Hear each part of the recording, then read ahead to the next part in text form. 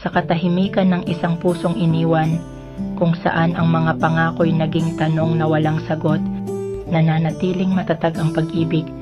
Sa gitna ng dilim, may isang kaluluwang naghihintay, nasasaktan, ngunit patuloy na umaasa, naghahanap ng aliw sa mga alaala, umaasang babalik ang dating saya.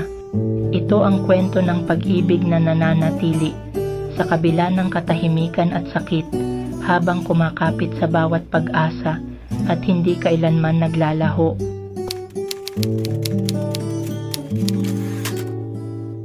Sa gitna ng dilim, ako'y nag-iisa, pusong sugatan, luhay umaagos pa, iniwan ng minamahal, walang paalam.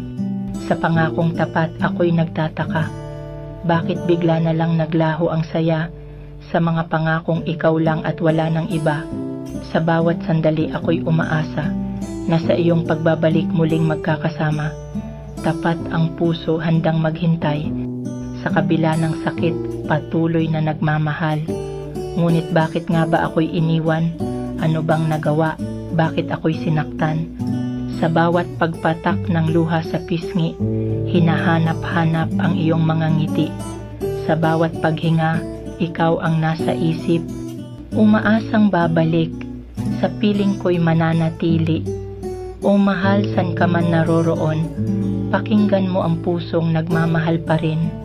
Sa kabila ng lahat ako'y maghihintay, hanggang sa muli tayo'y magkapiling. Sa bawat pag-asa, sa bawat pangarap, ikaw ang laman, ikaw ang hinahanap. Kahit na masakit, kahit na mahirap, ang pag-ibig ko sa'yo kailan may di maglalaho.